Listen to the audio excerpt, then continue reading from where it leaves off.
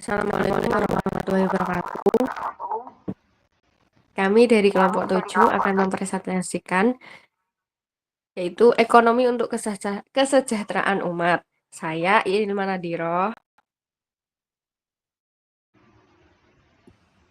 Saya Fauzia Azhara. Saya Adinda Desi Auliasari. Dan saya Rian Cahyo Hartanto. Baik, yang pertama adalah prinsip ekonomi Islam. Ekonomi Islam adalah segala kegiatan yang berkaitan dengan usaha-usaha yang bertujuan untuk memenuhi segala keperluan hidup manusia yang dijalankan berdasarkan syariat Islam atau aturan-aturan Allah Subhanahu wa taala menurut Darmawan 2016. Tujuan utama ekonomi Islam adalah untuk mencapai kesejahteraan manusia dengan mengacu pada 5 kemaslahatan, yaitu keimanan, ilmu, kehidupan, harta, dan kelangsungan keturunan. Selanjutnya adalah prinsip ekonomi Islam, yaitu kepemilikan segala sesuatu hanya milik Allah Subhanahu wa taala. 2. Kegiatan ekonomi dilakukan untuk mencari ridho Allah Subhanahu wa taala. 3.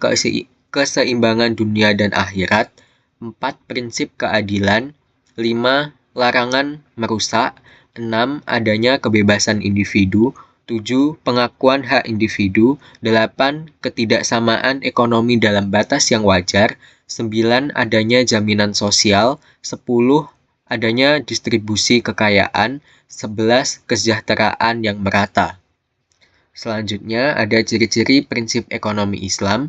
Yang pertama, mengakui hak individu dengan syarat tidak merugikan orang lain. 2. Mengutamakan dan mengakui hak umat.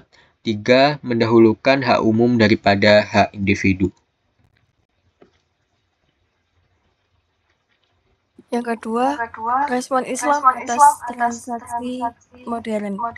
Dalam Islam ada banyak jenis transaksi ekonomi seperti kerjasama atau syirkah bagi hasil atau mudharabah, jual beli amanah atau murabahah, jaminan atau kafalah atau damanah, gadai atau rahn, pemindahan utang atau hiwalah, titipan atau wadiah, dan pemberian kuasa atau wakalah. Menurut Agyarti 2018.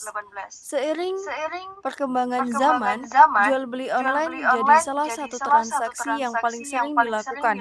Dalam Islam, jual beli adalah pertukaran barang atau jasa dengan imbalan tertentu sesuai aturan syariat.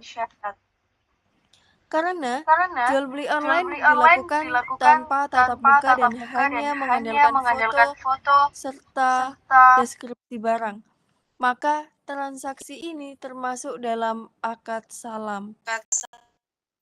Agar jual beli online sah menurut Islam, ada beberapa syarat yang harus dipenuhi. Pertama, barang yang dijual harus memiliki ukuran dan atau berat yang jelas jika memang diperlukan. Kedua, harga dan spesifikasi barang harus transparan, tidak boleh ada ketidakpastian. Ketiga, jika ada pembayaran atau pengiriman tertunda, waktunya harus jelas. Terakhir, baik penjual maupun pembeli harus sama-sama setuju tanpa ada paksaan. Kalau semua syariat ini terpenuhi, maka jual beli online diperbolehkan dalam Islam.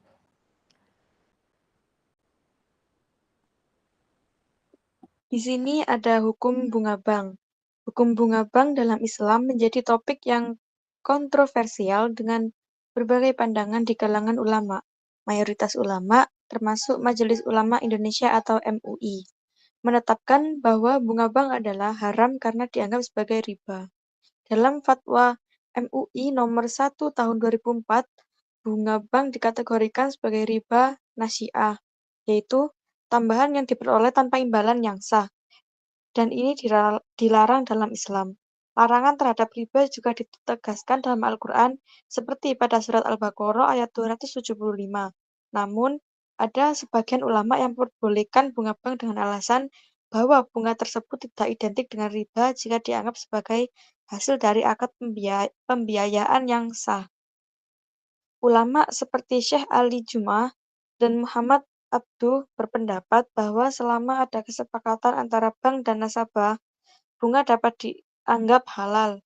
Meski demikian, umat Muslim secara umum disarankan untuk memilih perbank syariah yang tidak menerapkan sistem bunga guna menghindari praktik yang dianggap haram.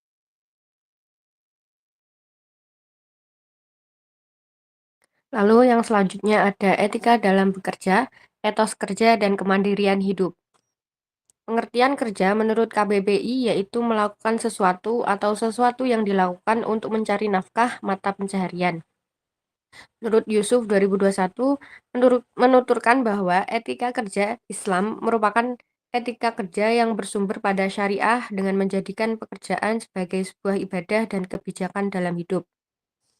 Etika kerja Islam memandang dedikasi untuk bekerja adalah suatu kebajikan bekerja merupakan kewajiban yang harus dilakukan sebagai bentuk aplikasi tugas hidup manusia sebagai abduwah atau hamba Allah yang tugasnya adalah mengabdi kepadanya.